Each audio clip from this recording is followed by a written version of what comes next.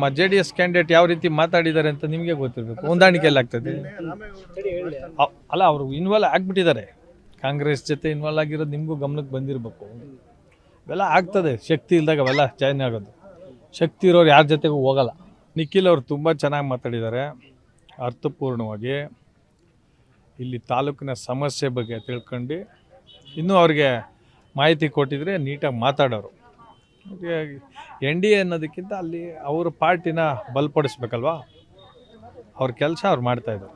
ಭಾಷಣದಲ್ಲಿ ಏನು ಕೆಲವರು ವಾಟರ್ ಕ್ಯಾನ್ ಕೊಟ್ಟು 50,000 ಓಟ್ ತಗೊಂಡ್ರು, ಕೆಲವರು ರಾತ್ರಿ ಬಂದು ಲಕ್ಷಾಂತರ ರೂಪಾಯಿ ದುಡ್ಡು ಸುರಿದು ಚುನಾವಣೆ ಮಾಡಿದ್ರು. ಮಾತಾಡಬೇಕಾದ್ರೆ ನಾಲ್ಗೆನ ಬಿಗಿ ಹಿಡ್ಕ ಮಾತಾಡಬೇಕು, ಏಕವಚನದಲ್ಲಿ ಮಾತಾಡೋದು ಇವ್ರ ಕೆಲಸನು. ಇಲ್ಲಿ ರೂಲಿಂಗು ಭ್ರಷ್ಟಾಚಾರ ಮಾಡ್ತಾ ಅವ್ರು ಮಾತಾಡೋದು. ನಾವು ಸೋತಿದ್ದೀವಿ, ನಮ್ಮ ಬಗ್ಗೆ ಮಾತಾಡ್ಬೇಕಂದ್ರೆ ಇವ್ರ ಇಂಟೆನ್ಷನ್ ಏನೋ ಅರ್ಥ ಮಾಡ್ಕೊಳ್ಳಿ. ನಿಖಿಲ್ ಅವ್ರು ಅಲ್ಲೇ ಕೂತಿದ್ರು, ಆ ಭವಿಷ್ಯ ಅವ್ರ ಗಮನಕ್ಕೂ ಬಂದಿರುತ್ತೆ. ಇಂಥವೆಲ್ಲ ಮಾಡಿ ಮಾಡಿ ನಾವು ಈ ಮಟ್ಟಕ್ಕೆ ಬಂದಿರೋದು. ಅವ್ರು ಮಾಡಬೇಕಾಗಿರೋದೇನು, ಯಾರ ಬಗ್ಗೆ ಮಾತಾಡ್ತಾ ಇರೋದು, ಅವ್ರ ನೋವೇನು ಅಂತ ನನಗೆ ಗೊತ್ತಾಗಲಿಲ್ಲ. ಆಮೇಲೆ ಏಕವಚನದಲ್ಲಿ ಜೋರಾಗಿ ಮಾತಾಡೋದು, ಮೈಕ್ ಮುಂದೆ ಫ್ಲೋಲ್ಲಿ ಮಾತಾಡ್ಬಿಡ್ಬೋದು. ಮುಂದಿನ ದಿನಗಳಲ್ಲಿ ಅನುಭವಿಸ್ಬೇಕಲ್ಲ ಅವೆಲ್ಲ. ಚನ್ನಪಟ್ಟಣ ಚುನಾವಣಾ ಪ್ರಚಾರದಲ್ಲಿ ಉಡಿ ವಿಜಯಕುಮಾರ್ ಅವರು ಶಾಸಕರಾಗಿ ಆಗ್ತಾರೆ ಮುಂದೆ ಮಾಲೂರಲ್ಲಿ ಅಂತ ಹೇಳ್ತಿದ್ದಾರೆ. ಇಲ್ಲಿ ಮುಂದೆ ನಾನು ನಂಜೇಗೌಡನ ಸಂಸ್ಥೆ ಇಲ್ಲ ಅಂತಂದ್ರೆ ಈ ಕಡೆ ತಲೆ ಹಾಕಿ ಮಲಗಲ್ಲ ಅಂತಾನು ಹೇಳಿದ್ದಾರೆ. ಏನು ಸರ್? ಯಾರು ಹೇಳಿರೋದು? ನಿಖಿಲ್ ಅವರು ಹೇಳಿರೋದು ಸರ್. ಇರ್ಬೋದು, ಅವ್ರು ಹೇಳಿರೋದು. ಏನು ನೀವು ಗಮನಿಸಿದ್ರಾ? ಮುಂದಿನ ಸಲ ಕಾಂಗ್ರೆಸ್ ಅವರು ಇಲ್ಲಿ MLA ಆಗಲ್ಲ ಅಂತ ಹೇಳಿರೋದು. ಯಾರು MLA ಆಗ್ತಾರೆ ಅಂತ ಅವ್ರು ಹೇಳಿಲ್ಲ. ಮಾರ್ಮಿಕವಾಗಿ ಅವರು ಹೇಳಿದ್ದಾರೆ, ಅವ್ರಿಗೂ ಗೊತ್ತಾಗಿರ್ತದೆ. ಅಲ್ಲಿ ಹೇಳಿದ್ರು ಅದು ರಾಜಕಾರಣದಲ್ಲಿ ಅವತ್ತು ವೋಟ್ ಬರುತ್ತೋ ಇನ್ನೊಂದಕ್ಕೆ ಏನೋ ತಾತ್ಕಾಲಿಕವಾಗಿ. ಹೃದಯ ರೋಗ ಮತ್ತು ಹೃದಯ ಶಸ್ತ್ರಚಿಕಿತ್ಸೆ, ವ್ಯಾಸ್ಕುಲರ್ ಶಸ್ತ್ರಚಿಕಿತ್ಸೆ, ಸಮಗ್ರ ಹೃದಯ ಆರೈಕೆ ಸೇವೆಗಳಿಗಾಗಿ ನಿಮ್ಮ ವಿಶ್ವಾಸಾರ್ಹ RL Jalappa Narayana heart centre, STUMC campus, Tamaka, Kolar.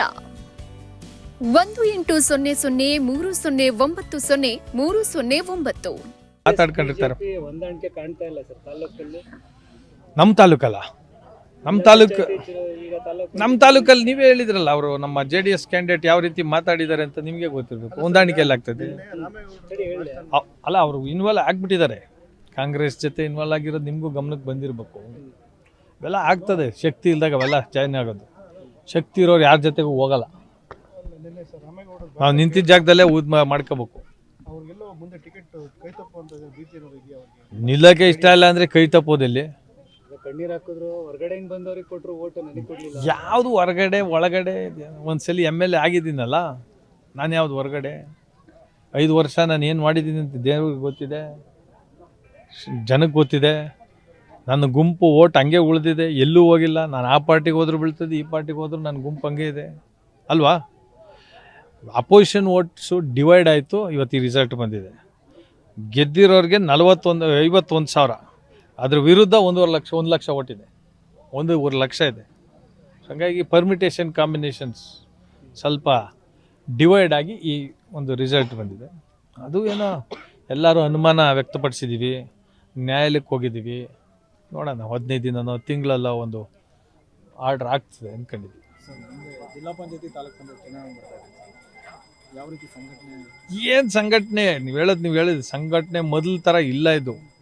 ಅವತ್ತು ಬಂದಾಗ ಅಲ್ಲಿ ಕ್ಯಾಂಡಿಡೇಟ್ ಒಳ್ಳೆ ಬಲಿಷ್ಠವಾದ ಕ್ಯಾಂಡಿಡೇಟ್ನ ಹಾಕಬೇಕು, ಅವರ ಜಾತಿ ಇದೆಲ್ಲ ನೋಡ್ಕೊಂಡು ಪಾರ್ಟಿ ಇದನ್ನು ನೋಡ್ಕೊಂಡು ಎಲೆಕ್ಷನ್ ಆಗುತ್ತೆ. ಸಂಘಟನೆ ಎಲ್ಲ ಫಸ್ಟ್ ಕ್ಯಾಂಡಿಡೇಟು.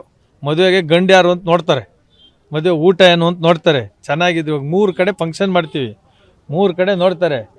ಐಟಮ್ಸ್ ಯಾವ ಜಾಸ್ತಿ ಕಡೆ ಇರ್ತದೆ ಆ ಕಡೆ ಹೋಗ್ತಾ ಇರ್ತಾರೆ. ಜಿಲ್ಲೆಯಲ್ಲಿ 2 ಪಕ್ಷಗಳಿಗೆ ನೀವು ಅಭ್ಯರ್ಥಿ ಡಿಸೈಡ್ ಮಾಡಬೇಕು. JDS BJP ಅಭ್ಯರ್ಥಿಗಳಿಗೆ ಒಟ್ಟಿಗೆ ಡಿಸೈಡ್ ಮಾಡಬೇಕಾಗಿದೆ.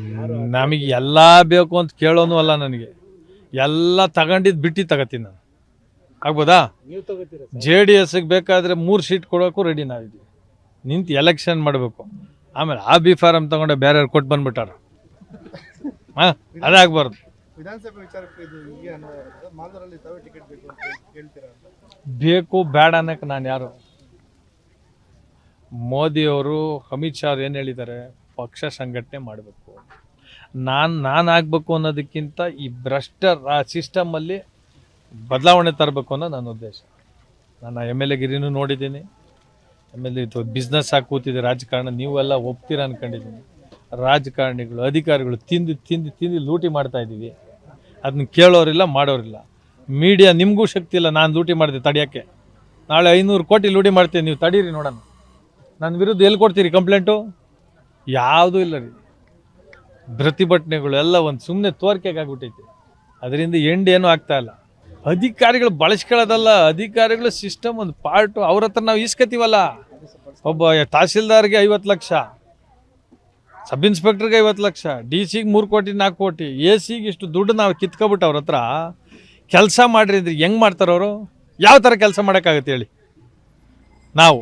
ನಾವೇನು ಹೇಳ್ಕೊತೀವಿ ಅಂದರೆ ಎಲೆಕ್ಷನ್ಗೆ ನಾವು ಕೊಡ್ತೀವಲ್ಲ ಅದಕ್ಕೆ ಬೇಕು ಅಂತ ನಾವು ಹೇಳೋದು. ಇದಕ್ಕೆ ಕೋಳಿಯ ಮೊದಲು ಬಂತ ಮೊಟ್ಟೆ ಮೊದಲು ಬಂತ ಅಂತ ಆಗಿದ್ದು ಎಲೆಕ್ಷನ್ ಭ್ರಷ್ಟಾಚಾರ. ಎಲ್ಲೋದ್ರೂ ಕನೆಕ್ಟೆಡ್ ಇದು. ನಾನು ಎಲೆಕ್ಷನ್ ಖರ್ಚು ಮಾಡಬೇಕು, ಅದಕ್ಕೆ ನಾನು ಕಿತ್ಕೊತೀನಿ ಅಂತ ಹೇಳ್ಕೊಂತಿರ್ಗೋದು. ಹೀಗಾಗಿ ಎಲ್ಲಿ ಭ್ರಷ್ಟಾಚಾರ ಇಲ್ಲದೆ ಯಾರ ಒಬ್ಬರು ಕೆಲವ್ರು ನಿಂತ್ಕೊಂಡ್ರೆ ಅವ್ರನ್ನ ಸಪೋರ್ಟ್ ಮಾಡಿದ್ರೆ ಜನ ಮುಂದಕ್ಕೆ ಅಂದರೆ ಚೇಂಜ್ ತರ್ಬೋದು. ನಮ್ಮಲ್ಲಿ ಜನಕ್ಕೂ ಬುದ್ಧಿ ಹೇಳೋಕ್ಕಾಗಲ್ಲ. ನಾವು ಕಾಂಗ್ರೆಸ್ ವಿರುದ್ಧ ಹೋರಾಟ ಮಾಡೋದ್ರಲ್ಲಿ ಬಿಜೆಪಿ ತುಂಬ ಹಿಂದೆ ಉಳಿದಿದ್ದಾರೆ ಅಂತ. ಯಾಕಂದ್ರೆ ಉತ್ಸಾಹನೇ ಇಲ್ಲ ನಿಮ್ಮಲ್ಲಿ ಅಂತ ಸರ್. ಉತ್ಸಾಹ ಇದೆ, ಉತ್ಸಾಹ ಎಲ್ಲ ಕಾರ್ಯಕರ್ತರಲ್ಲಿದೆ. ನಾವು ಲೀಡ್ರುಗಳು ಅಲ್ಲಿ ಇಲ್ಲಿ ಮಣ್ಣು ತಿಂದ್ಬಿಟ್ಟು ಕಾಂಗ್ರೆಸ್ ಜೊತೆ ಶಾಮೀಲ್ ಆಗ್ತೀವಲ್ಲ ನಾವು, ಆವಾಗ ಉತ್ಸಾಹ ಕಡಿಮೆ ಆಗ್ತದೆ.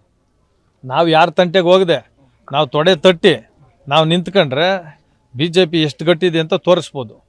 ನಾವು ಒಂದೊಂದು ಸಲ ಹೋಗಿ ನಾವು ಇವತ್ತೆಲ್ಲ ಬೈದು ನಾಳೆ ಅವ್ರ ಹತ್ರ ರಾಜಿ ಆಗಿ ಬಂದಿರ್ತೀವಿ ಕಾಂಗ್ರೆಸ್ ಹತ್ರ, ಅದು ಗೊತ್ತಾಗ್ತದೆ.